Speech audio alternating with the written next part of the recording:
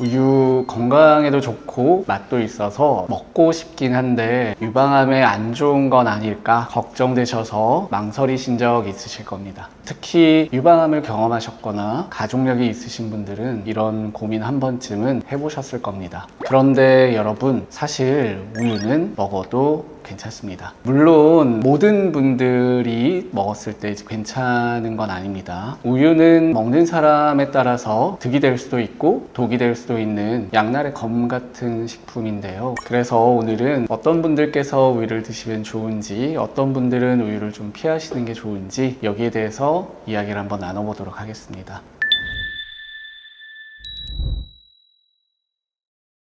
많은 분들께서 알고 계시듯 필수 영양소가 22종 정도 되는데, 사실 우유 속에 18종의 필수 영양소가 들어있고, 그뿐만 아니라 칼슘, 그리고 인, 마그네슘, 비타민 D와 같은 이런 몸에 좋은 물질들이 함유되어 있는 신선식품 중에 하나가 바로 우유입니다. 고소하기도 하고 먹었을 때 이제 맛이 있죠. 고기랑 뭐 결국 비슷하죠. 그런 것들 때문에 저지방 우유는 맛이 없어서 못 먹겠다, 뭐 무지방 우유는 약간 맹하다 이렇게 말씀하시는 이유도 지방 함량에 따라 약간 맛의 차이가 있을 수 있습니다.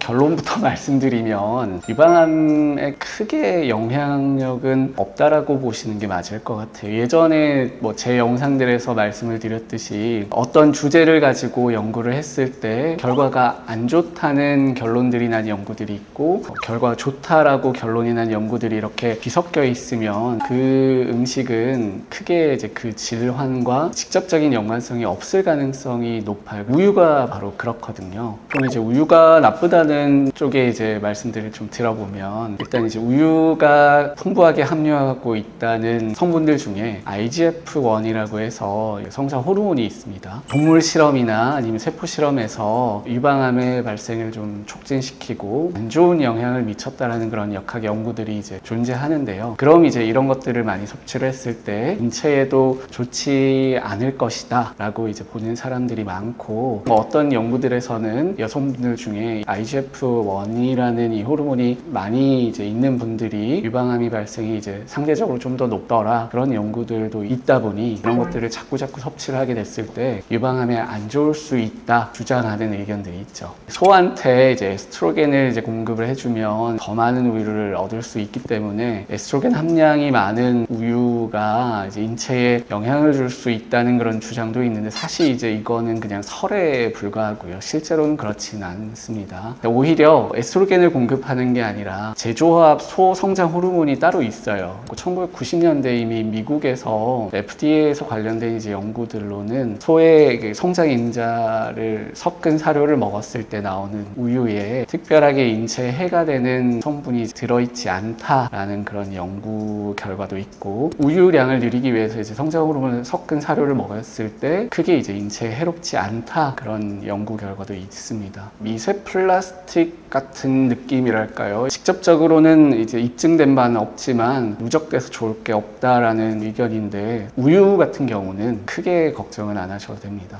오히려 성장 호르몬을 섞은 사료를 먹으면 일부 소에서 이제 유선염이 생기거든요. 이게 염증이 생기는데, 그런 것들을 좀 예방하고 치료하기 위해서 항생제를 써서 유선염을 치료하는 경우가 많고, 항생제가 노출이 된 우유를 섭취를 했을 때 그건 사실 이제 인체에 좀 해로울 수는 있습니다. 그런데 이제 이렇게 얘기하면 또 걱정을 하실 거예요. 근데 무항생제 우유뿐만 아니라 시중에 이렇게 유통되는 우유는 항생제 테스트를 다 거칩니다. 그렇기 때문에 항생제가 그렇게 함유되어 있을 가능성은 거의 없다고 생각하셔도 될 것 같습니다. 하나 더 말씀드리면, 우유가 결국에는 이제 지방 함량이 있잖아요. 과다하게 섭취를 했을 경우에 비만으로 이어질 수 있기 때문에, 비만은 또 유방암에 안 좋은 영향을 미치는 인자이기 때문에 과도하게 우유를 드시는 건 비만으로 연결되고, 그 비만이 유방암에 안 좋은 영향을 미칠 수는 있습니다.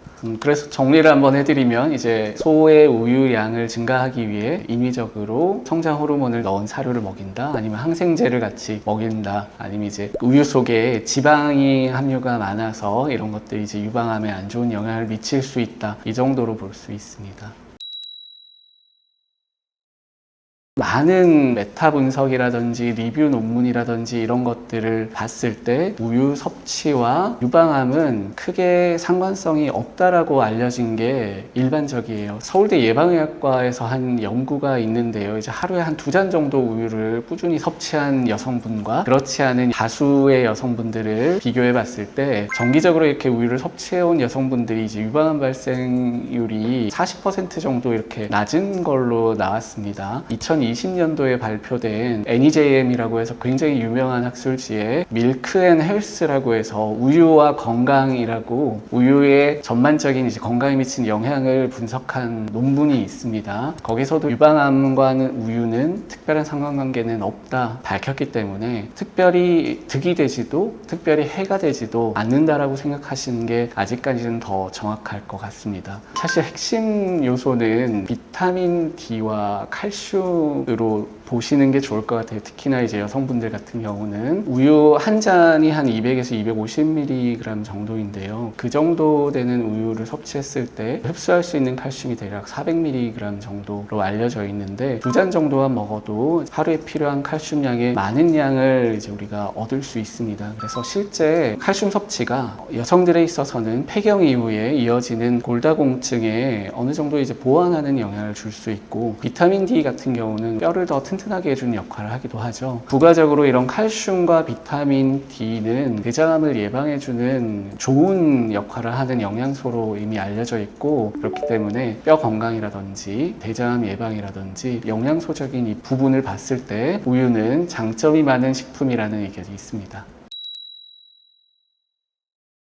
제가 우유에 대해 가지고 있는 생각은 우유를 그냥 좋아하신다면 크게 부담 없이 드셔도 문제가 없으실 것 같습니다. 대신에 이제 현명하게 지혜롭게 칼로리를 고려를 하셔서 우유를 드시는 게 좋고 서양인들과 조금 다르게 한국인들이나 아시아 인구들은 유당 불내성 많이 들어보셨죠? 이제 우유가 가지고 있는 그 효소를 소화하는 능력이 조금 떨어지는 게 사실이에요. 그런 분들은 이제 우유를 먹었을 때 설사 증상이라든지 알러지 반응이 있기도 합니다. 그런 분들은 굳이 우유를 고집해서 드시는 건 오히려 해가 될 수 있고 그런 문제가 없는 분들은 이제 우유를 드시는데 아무 문제가 없는 거죠. 그리고 우유는 또 지방 함량이 어느 정도 있는 식품이기 때문에 고지방이 조금 걱정이 되신다면 저지방이라든지 아니면 무지방 우유를 드시는 것도 좋은 선택이죠. 우유는 이제 좋은 단백질 함량도 많고 성장에 관련된 인자들을 풍부하게 함유하고 있기 때문에 시기가 약간 부실한 경우에 우유를 섭취를 하면 실제 발육에 도움을 줍니다. 그리고 과거에 밝혀졌던 연구들도 우유를 꾸준히 섭취했던 집단이 이제 그렇지 않은 집단보다 이제 발육이 더 좋다라고 알려져 있는 연구들도 있는데요. 근데 또 요즘은 사실 먹을 것도 굉장히 많고 우리 사회의 수준이 많이 올라갔기 때문에 가정에서 잘 짜여진 식단으로 적절한 영양소를 섭취한다면 우유를 굳이 섭취하지 않으셔도 되긴 합니다.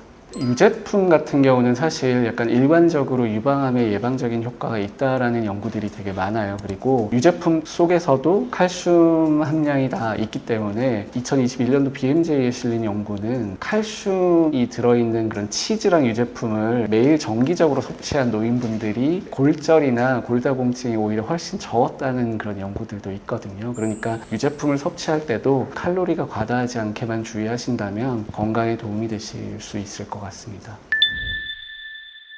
뭐든지 과하면 독이 될 수 있습니다. 그래서 미국 학회나 국제적으로 공고하는 우유의 섭취의 팁을 알려드리자면 하루에 한 2잔 정도의 우유 섭취는 칼슘이나 비타민 흡수에 도움이 되기 때문에 적당량의 우유를 섭취하신다고 생각해 주시면 될 것 같습니다. 오늘 준비한 영상은 여기까지입니다. 감사합니다.